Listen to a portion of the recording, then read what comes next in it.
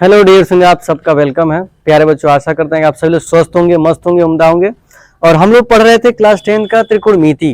ठीक है, तो त्रिकोणमिति में हम लोग आगे कुछ क्वेश्चन पर डिस्कस करेंगे। 8वां चैप्टर है त्रिकोणमिति, ट्रिग्नोमेट्री, क्लास 10 के। और प्रश्नावली 8.1 का हम लोग 5 सवाल पढ़ चुके थे पिछले वीडियो में। अब आगे हम लोग 6वें प्रश्न में चर्चा करना है। प्यारे बच्चों, क्वेश्चन में 6वां क्या दिया, आप लोग बुक ले लेंगे। और उसमें क्वेश्चन में क्या दिया है कि काश ए बराबर काश बी अगर दिया है तो सिद्ध करिए। मतलब ऐसे में लिख दिया है, एग्जाम में अगर लिख देंगे तो सही है।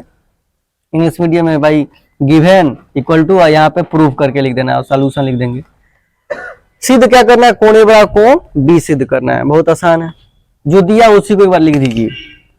दिया आपको काश ए बराबर काश बी दिया है, तो सीधे सीधे आप आइए। काश थीटा का फार्मूला क्या होता है नॉर्मली वे में? काश थीटा बराबर क्या होता है? आधार बटे कर्ण होता है। आपको पता है, लाल बटे कक्का हम बताए थे आपको। लाल बटे कक्का हो तो पहला साइन के लिए, दूसरा काश के लिए। आधार ए बाई के आधार बटे कर्ण हो गया। तो ध्यान दीजिए, काश ए कह रहा है, यानी ए के सामने वाले को क्या कहेंगे? लंब। और ये वाला क्या हो जाएगा? आधार। और कर्ण जो उसका तस ही रहेगा। ठीक है, जैसे अगर ये कहेगा तो ये सामने वाला लंब हो गया और नीचे वाला आधार हो गया। और कर्ण तो नो चेंजिंग होगा, मतलब हाइपोटेनुस इंग्लिश मीडियम में बोलते हैं इसको, बेस बोलते हैं, और इसको परपेंडिकुलर। तो एक हरत एक हिसाब से लगाए तो आधार बटा कर्ण हो गया। ठीक है, तो आधार पहले एक बार लिख लीजिए, आधार बटा कर्ण। इसमें भी हो जाएगा आधार बटा कर्ण और इसमें भी आधार बटा कर्ण, क्योंकि काश है तो काश के लिए हमेशा वही फार्मूला आएगा। तो इसके लिए आधार सिंपली आपका AC हो जाएगा। क्या हो जाएगा? AC। अब बटे कर्ण क्या है? ए बी लिख देंगे। क्लियर। और जब काश बी की बात करेगा तो बी कहेगा तो बी के सामने वाले को क्या कहेंगे? लंब। क्या कहेंगे? लंब। और ये आपका आधार हो जाएगा। क्लियर। जो कोड देता है उसके सामने वाले को हम लंब देते हैं और बगल वाले को आधार, तो अब ये लंब हो जाएगा। ठीक, और आधार आपका ए हो जाएगा। तो क्या आधार बटे कर्ण यानी BC हो जाएगा। यहाँ पे BC अब बटे कर्ण का जस का तस ये भी ही रहेगा। क्लियर, इतना समझ रहे हैं? कोई दिक्कत नहीं। अब देखिए, AB से AB कट जाएगा और AC बराबर हो गया BC। ठीक, इतना नॉर्मली हो गया। AC का मतलब यह भुजा, यह साइड BC इस साइड के बराबर है। तो आपका ये रूल होता है, मतलब ज्योमेट्री में, किसी भी ट्रायंगल का अगर दो साइड इक्वल हो, दोनों साइड बराबर हो, तो दोनों एंगल भी बराबर होते हैं। यानी यह कोण इस कोण के बराबर, यानी कोण ए बराबर कोण बी हो जाएगा। अतः या सच दैट करके आप ऐसे लिख देंगे कि कोण ए बराबर कोण बी, बस ये अप्रूव हो गया। ज्यादा इसमें नहीं लिखना है, बस यही आपको लिख के और लगा देना है। क्लियर। ठीक, चलिए ठीक है। तो अब 7वां सवाल देखेंगे। 7वां, जैसे अभी 5वां पढ़े हैं, 6वां पढ़े हैं, 7वां। 7वां में क्या कह रहा है? काट थीटा बराबर 7/8 दे दिया है। ठीक है, दे दिया।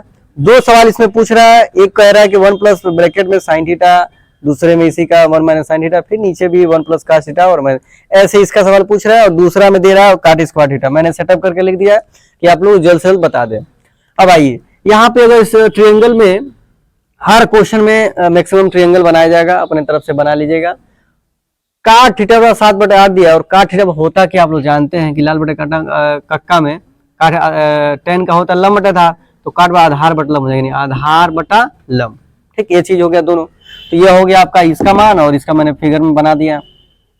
पाइथागोरस प्रमेय का प्रयोग करें यहाँ पे। तो पाइथागोरस प्रमेय से एग्जाम में पूरा बकायदे अच्छे से लिखिएगा आप लोग। जैसे मैथ एक ऐसा चीज, जितने बढ़िया से लिखेंगे एग्जाम में उतने से खुश होकर नंबर देता है। ठीक है, तो पाइथागोरस प्रमेय आपको यह नाम नहीं दिया, अपने मन से लिख लीजिए ABC। यहाँ पे 90 डिग्री का सिंबल बना दीजिएगा। क्लियर।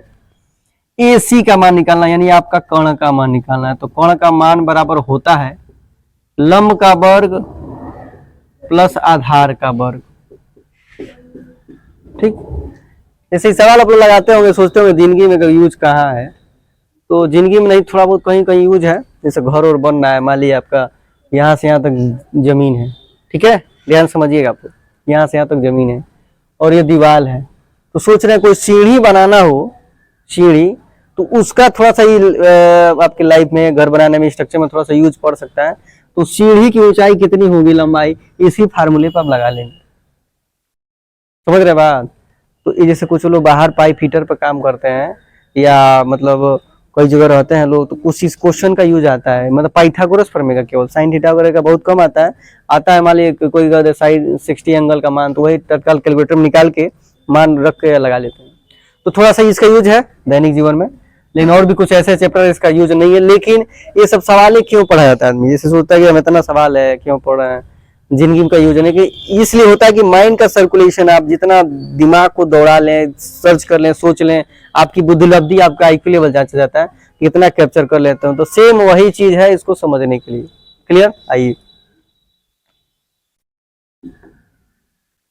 लम फिगर हो गया क्वेश्चन में। लम का मान कितना है? 8 है, तो 8 का हम वर्ग दिखा दिए, और आपका आधार 7 है तो 7 का वर्ग दिखा दिए।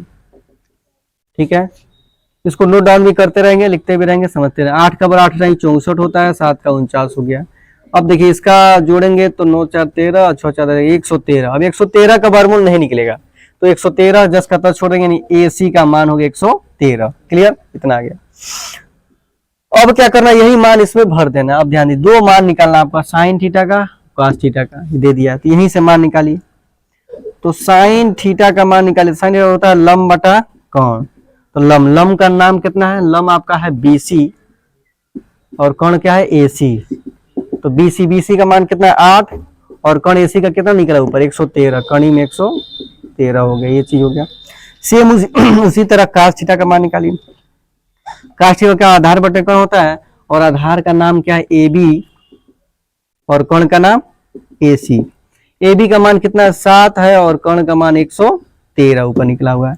अब यहाँ पे दो मान है, एक क्वेश्चन में ये पहला कर रहा है, दूसरा कर रहा है, बहुत आसान है। आइए मान भरते हैं। अब इस क्वेश्चन को आप लोग पहले छोटा कर लीजिए, बड़ा दिख रहा है ना, छोटा कर, कैसे करेंगे?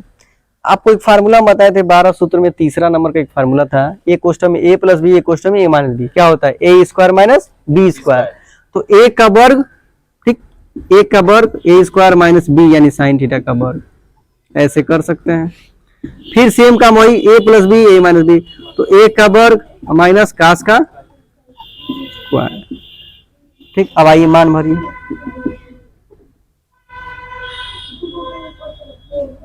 तो धीरे बोले, नहीं बजता नहीं क्या, बोले शांत रह गए।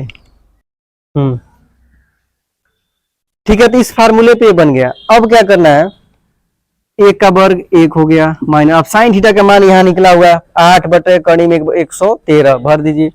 तो 8 बटा कड़ी में 113 का वर्ग कर दिए, फिर बटा, फिर 1 माइनस, सेम यही काम, कोई चेंजिंग नहीं रहेगा। कास थीटा का मान 7 बटे कड़ी में 113, इतना हो गया।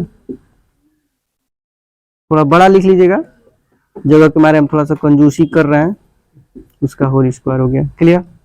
अब आइए, 1 माइनस, और 8 का वर्ग हो जाएगा 64, और कणी में वर्ग का 113 हो जाएगा, फिर बटा, फिर 1 का वर्ग इतना, और 7 का वर्ग 49, और बटे 113, क्योंकि कणी में किसी भी संख्या का वर्ग करते हैं कणी हट जाता है। क्लियर?